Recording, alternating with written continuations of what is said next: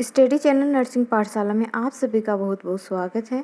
जैसा कि आप सभी जानते हो, अपन यहाँ पे कुछ एमसीक्यू डिस्कस कर रहे थे regarding upcoming staff nurse exam.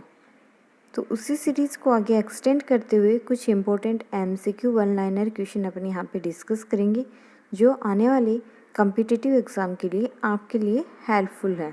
तो वीडियो इम्पोर्टेंट है, आप शुरू से लेकर एंड तक ज़रूर बने रहिएगा। साथ ही अगर वीडियो थोड़ा बहुत भी आपके लिए हेल्पफुल लगे तो वीडियो को लाइक एंड शेयर करना ना भूलिएगा। क्वेश्चन नंबर फर्स्ट जो है वो कुछ इस प्रकार से है अपने पास में, 1 tablespoon is equal to. क्या पूछा गया है? क्वेश्चन में पूछा गया है कि एक जो टेबल स्पून होती है वो किसके समान होती है। क्या ये 5 ml होगी या फिर 15 ml या फिर 30 ml या फिर 20 ml। तो ये टेबल स्पून जो होती है उसको अपन रिप्रेजेंट करते हैं 15 ml। अपने पास में मेजरमेंट डिवाइस में दो तरह की स्पून्स अपने को देखने को मिलेगी। One is the table spoon and another one is the tea spoon. जो टेबल स्पून होगा वो 15 ml होगा। How much? It is an 15 ml। And जो टी स्पून होगा वो होगा 5 ml। या फिर अपन ऐसे भी बोल सकते हैं कि एक जो टेबल स्पून है उसमें क्या होंगे, 3 टी स्पून होंगे, बोल सकते हैं, क्योंकि इसका मेजरमेंट कितना है 5 एंड इसका है 15। तो ऐसा बोल सकते हैं कि एक जो टेबल स्पून है उसमें कितने टी स्पून होंगे, 3 टी स्पून होंगे। क्लियर? नेक्स्ट क्वेश्चन क्या है अपना, the teaspoon medicine is equal to. तो अपन ने डिस्कस कर लिया है, ये कितना होगा 5 ml। क्लियर? नेक्स्ट क्वेश्चन क्या है, a patient to be get 15 ml drug nurse should be administer how many TSF। अब TSF में आपको कन्फ्यूज होने की यहाँ ज़रूरत नहीं है। TSF जो है वो रिप्रेजेंट करता है यहाँ पे टी स्पून को।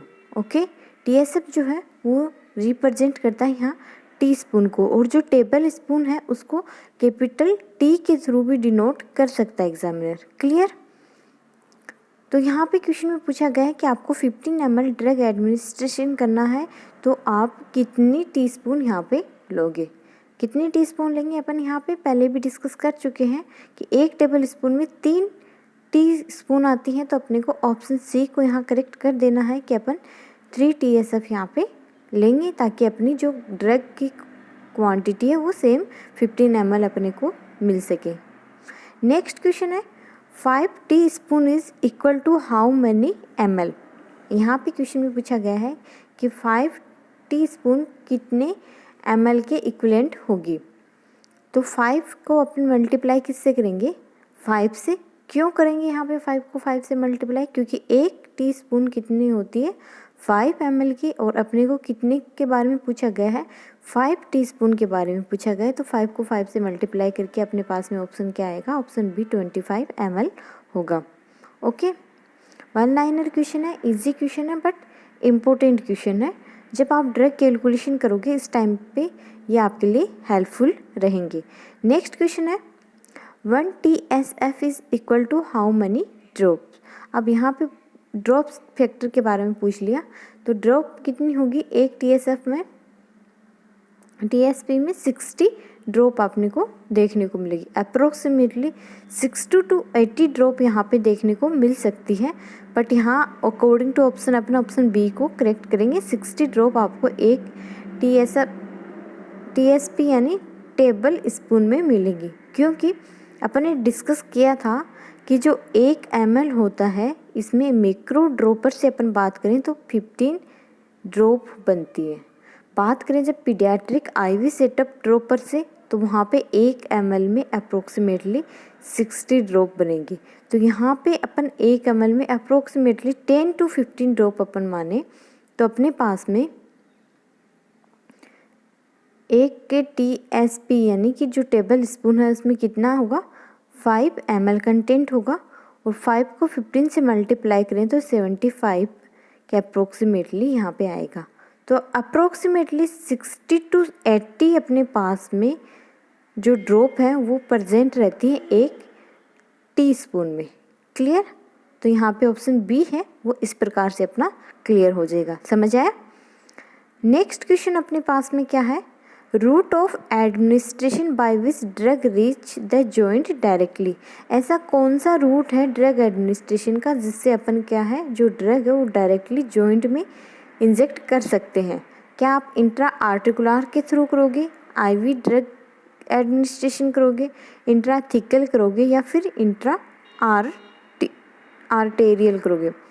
तो इंट्रा आर्टिकुलर जो है वो ऐसी टेक्निक होती है जिसमें डायरेक्टली अपन जो ड्रग है वो जॉइंट में इंसर्ट करते हैं। क्लियर। जॉइंट में इंसर्ट करने के लिए इंट्रा आर्टिकुलर ड्रग एडमिनिस्ट्रेशन अपन चूज करते हैं। आईवी या इंट्रावीनस डायरेक्टली वेन को असिस्ट करते हैं अपन। Intrathecal for the spinal cord. Intrathecal में क्या करते हैं जो स्पाइनल कोड है अपनी उसमें ड्रग एडमिनिस्ट्रेशन किया जाता है। और intra arterial into the arteries. आपको कंफ्यूज नहीं होना है इंट्रा आर्टेरियल और intra articular. Intra articular related to the joint and intra arterial related to the arteries. Arteries में ड्रग एडमिनिस्ट्रेशन के लिए इंट्रा आर्टेरियल करते हैं बट जॉइंट के लिए इंट्रा आर्टिकुलर करते हैं। Clear about it. Next question पे मूव करें अभी। नेक्स्ट क्वेश्चन है intra osseous injection is given in. Intra osseous injection किस में दिया जाता है। तो इंट्रा ओसियस इंजेक्शन देते हैं अपन बोन मेरो में। डायरेक्टली जो ड्रग एडमिनिस्ट्रेशन करते हैं बोन मेरो में उस रूट को अपन बोलते हैं intra osseous injection. Clear. Spinal cavity के लिए अपन ने पहले भी डिस्कस कर लिया। स्पाइनल कैविटी के लिए या फिर स्पाइनल कॉर्ड के लिए इंट्राथिकल करते हैं, मसल्स के लिए आईएम करते ही हैं एंड वेन के लिए आईवी करते हैं। क्लियर। नेक्स्ट क्वेश्चन क्या है अपना। To calculate the dose of medicine for the child which of the following formula is use. Question में पूछा गया है कि आपको एक चाइल्ड है उसको डोज कैलकुलेशन करना है तो इसके लिए इनमें से कौन सा फॉर्मूला यूज़ किया जाता है। ऑप्शन अपने पास में है Young's formula, option B denote the Clark formula, option C is the Fried rule and option D is the all of this. तो हमेशा जब भी अपन ड्रग एडमिनिस्ट्रेशन करते हैं अपन तीनों ही ये जो रूल एंड फॉर्मूला है वो काम में लेते हैं। यंग भी लेते हैं, क्लार्क भी लेते हैं, फ्रूड भी लेते हैं। तो ऑप्शन डी जो होगा अपना यहाँ पे करेक्ट होगा। अब one by one upon discuss करते हैं हर एक फॉर्मूला के बारे में। तो ये डिटरमाइन कैसे करते हैं कि अपन यहाँ पे कौन सा जो फॉर्मूला है वो अप्लाई करेंगे। मोस्टली जो प्रीफर्ड फॉर्मूला अपने पास में रहता है वो क्या रहता है, क्लार्क फॉर्मूला। क्लार्क फॉर्मूला जो है वो हर एक एज ग्रुप के लिए एप्लीकेबल है। क्यों है ये प्रीफर, क्योंकि हर एक एज ग्रुप है उसके लिए ये यूज़ लिया जा सकता है। क्यों, क्योंकि इसमें जो ड्रग डिटर्मिनेशन होता है वो किसके थ्रू होता है, जो बॉडी वेट है उसके थ्रू ड्रग डिटरमाइन किया जाता है। अब बात करते हैं कि क्लार्क रूल या क्लार्क फॉर्मूला होता क्या है। क्लार्क रूल या क्लार्क फॉर्मूले की अपन बात करें तो ये जो चाइल्ड डोज है उसको डिटरमाइन करने के लिए अपन क्या करते हैं, जो वेट है चाइल्ड का उसको लिखते हैं पाउंड में, नॉट इन केजी, पाउंड में लिखते हैं और उसको डिवाइड करते हैं 150 से और मल्टीप्लाई करते हैं जो एडल्ट डोज होती है उसके through. Again I am repeating, जो क्लार्क फॉर्मूला है उसमें अपन क्या करेंगे, जो बॉडी वेट है बेबी का उसको पाउंड में रिप्रेजेंट करते हैं। रिप्रेजेंट करने के बाद में उसको डिवाइड करते हैं 150 से एंड मल्टीप्लाई करते हैं जो एडल्ट डोज होगी उसके थ्रू। अब आप कन्वर्सेशन कैसे करोगे, अगर आपके पास में चाइल्ड का वेट केजी में दे रखा है तो उस कंडीशन में आप कन्वर्ट करने के लिए क्या करोगे, जो वेट है उसको अपन क्या करेंगे 2 से मल्टीप्लाई करेंगे तो अपने पास में जो पाउंड है उसमें कन्वर्ट हो जाएगा। एग्जैक्ट अपन बात करें तो जो 1 पाउंड होता है, 1 पाउंड जो होता है वो इक्वल होता है 454 ग्राम की। बट अपन अप्रोक्सीमेट मान सकते हैं कि 1 केजी जो होगा वो उसमें 2 पाउंड अपन अप्रोक्सीमेट मान के चल सकते हैं, अप्रोक्सीमेट वैल्यू ले सकते हैं। तो अगर आपको क्वेश्चन में दे रखा हो कि एक बेबी का वेट 5 केजी है तो अपन डायरेक्ट उसको 2 से मल्टीप्लाई करके लिख सकते हैं पाउंड में कन्वर्ट करने के लिए, तो अपने पास में अप्रोक्सीमेट वैल्यू आ जाएगी। क्योंकि इस तरह की कैलकुलेशन करना पॉसिबल नहीं होता तो अप्रोक्सीमेट अपन यहाँ लेके चल सकते हैं। तो ये था अपना क्लार्क फॉर्मूला। जो कि बॉडी वेट के अकॉर्डिंग डिटरमाइन किया जाता है। नेक्स्ट अपन डिस्कस करते हैं यहाँ पे यंग फार्मूला की। तो यंग फार्मूला जो है वो एप्लीकेबल होता है 1 to 12 ईयर एज ग्रुप के लिए। How much? 1 to 12 year age group के लिए ही ये इक्वल लेबल होता है या फिर अवेलेबल होता है। इसके बाद में अपन या इससे पहले अपन इस फॉर्मूला से डिटरमाइन नहीं कर सकते, क्योंकि ये डिटरमाइन किससे किया जाएगा? जो एज ग्रुप है चाइल्ड का, उससे ये डिटरमाइन किया जाता है। तो कैसे किया जाएगा? सबसे पहले अपन लिखेंगे जो चाइल्ड की एज होगी उसको ईयर में यहाँ पे लिखा जाता है, और जो चाइल्ड की एज है उसको ईयर में लिख के अपन 12 यहाँ पे ऐड करेंगे और एडल्ट डोज के साथ में इसको मल्टीप्लाई करेंगे। Again I am repeating here, जो यंग फार्मूला है वो एज ग्रुप के अकॉर्डिंग अपन लेते हैं। एज ग्रुप 1 to 12 ईयर तक ही अपन यंग फार्मूला से जो डोज कैलकुलेट है वो कर पाते हैं, ठीक है। 12 ईयर के बाद में या फिर 1 ईयर से पहले अपन इस फार्मूला को अप्लाई नहीं कर सकते। फॉर्मूला क्या रहेगा इसके लिए? जो भी चाइल्ड की एज होगी उसको आप ईयर में लिखोगे, डिवाइड करोगे चाइल्ड की एज ईयर प्लस 12 और मल्टीप्लाई करते हैं एडल्ट डोज के साथ, तो अपने पास में क्या आ जाएगी? जो चाइल्ड की डोज है वो आ जाएगी। क्लियर?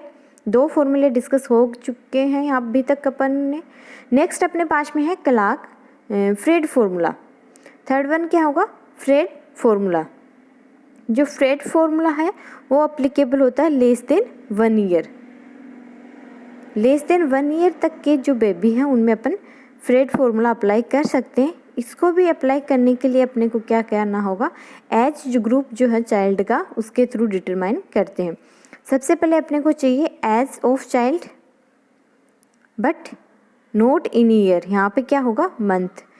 यंग फॉर्मूला में ईयर था बट यहाँ पे क्या होगा? मंथ होगा। याद करने के लिए आप यंग में वाई आता है और ईयर में भी वाई आता है, इस तरह आप याद कर सकते हो। क्लियर? फ्रेड फॉर्मूला में child of age in month आएगी, डिवाइड करेंगे अपन इसको 150 से, जो कि अपन ने किस में किया था? क्लार्क रूल में भी किया था। क्लार्क रूल में भी सेम 150 से डिवाइड करते हैं और मल्टीप्लाई करते हैं एडल्ट डोज से। क्लियर? तो इस प्रकार से अपने पास में क्या आएगा? जो चाइल्ड है उसका जो डोज है उसको डिटरमाइन करेंगे। ओके, समझ आया? नेक्स्ट मूव करते हैं अभी अपन नेक्स्ट क्वेश्चन की तरफ। अगर आपको कोई डाउट है तो आप हमें कमेंट बॉक्स में कमेंट कर देना। विच of the following is preferred site for the IM injection in infant? Infant में IM इंजेक्शन देने के लिए प्रीफर्ड साइट कौन से रहने वाली है? क्या डेल्टोइड होगी या फिर रेक्टस फीमोरिस होगी या फिर आप चूज़ करोगे वास्टस लेटरलिस या फिर वेंट्रोग्लूटियल? तो जो भी चाइल्ड होते हैं उनमें अपन प्रीफर्ड जो साइड रखते हैं वो रखते हैं वास्टस लेटरलिस। वास्टस लेटरलिस जो साइट होती है वो प्रीफर्ड साइट होती है जो इन्फेंट होते हैं उनके लिए। क्लियर? और जो वेंट्रोग्लूटियल साइड है वो जो एडल्ट है उनके लिए प्रीफर साइट रहती है। क्लियर? नेक्स्ट क्वेश्चन क्या है अपना? इन हाइपोडर्मिक यानी सबकुटेनियस, हाइपोडर्मिक या सबकुटेनियस सेम ही थिंग है। Hypo means below, dermic means dermis. Dermis से बिलो क्या होता है? सबकुटेनियस ही होता है, तो ये दोनों सेम ही टर्म है। In hypodermic subcutaneous injection the skin is pinched between the thumb and 4 finger of left hand and needle is insert at. क्या पूछा गया है? जब आप सबकुटेनियस इंजेक्शन देने जा रहे हो उस कंडीशन में आप स्किन को पिंच करते हो between the thumb and 4 finger and needle है उसको कितने डिग्री एंगल पे इंसर्ट करना होता है?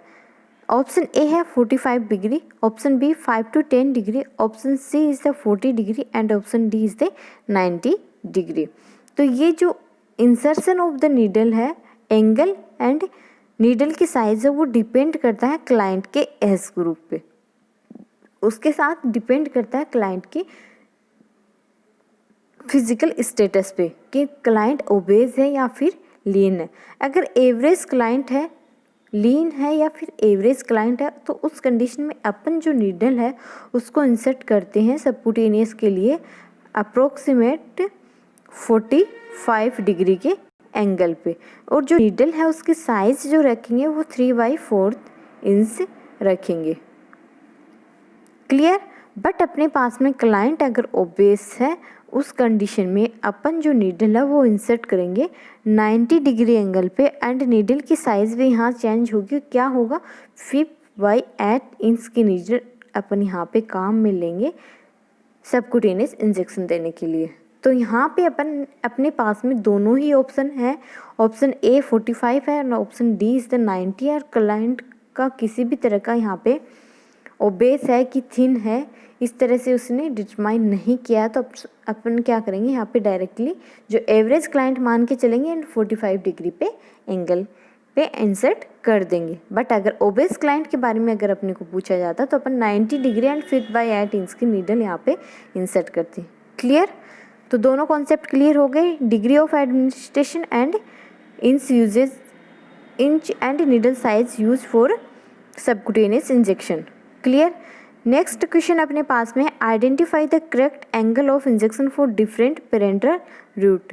इनमें से कौन सा जो angle of insertion of injection है वो करेक्ट है यहाँ पे। तो ऑप्शन ए डिनोट कर रहा है 10 डिग्री फॉर इंट्राडर्मल इंजेक्शन। बिल्कुल अपन 10 to 15 डिग्री एंगल पे इंट्राडर्मल है वो इंजेक्ट कर सकते हैं, तो ये अपना करेक्ट स्टेटमेंट है। बाकी अगर अपन बात करें 25 डिग्री सबक्यूटेनियस, तो ये नहीं है। अभी अपन ने डिस्कस किया, या तो अपन 45 लेंगे या फिर 90 लेंगे। क्लियर। नेक्स्ट है 30 डिग्री फॉर दी सबक्यूटेनियस, तो ये भी अपन नहीं लेते। एंड 60 डिग्री फॉर IM, तो IM के लिए अपन ने 90 डिग्री पे इंसर्ट करना होता है। तो ये तीनों ही स्टेटमेंट इनकरेक्ट है। करेक्ट स्टेटमेंट ऑप्शन ए है कि 10 to 15 डिग्री अपन इंसर्ट कर सकते हैं इंट्राडर्मल इंजेक्शन के लिए। क्लियर।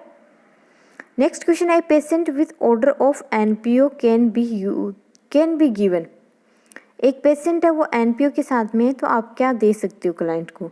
तो NPO जैसा कि इसका नाम सजेस्ट कर रहा है, नथिंग पर ओरल एंड नन पर ओरल, यानी कि यहाँ पे आपको कुछ भी एडमिनिस्टर नहीं करना है ओरल रूट के थ्रू। तो ऑप्शन बी यहाँ पे करेक्ट होगा, no food and liquid will be given. बाकी सारे ऑप्शन जो है वो डिनोट नहीं करते NPO स्टेटस को। क्लियर। तो ये थे अपने कुछ क्वेश्चन, उम्मीद करती हूँ आपको समझ आए हैं। अगर हमारा एफर्ट आपके लिए थोड़ा बहुत भी अप्रिसिएट है तो आप चैनल को सब्सक्राइब एंड वीडियो को लाइक एंड शेयर करना ना भूलिएगा। Thank you.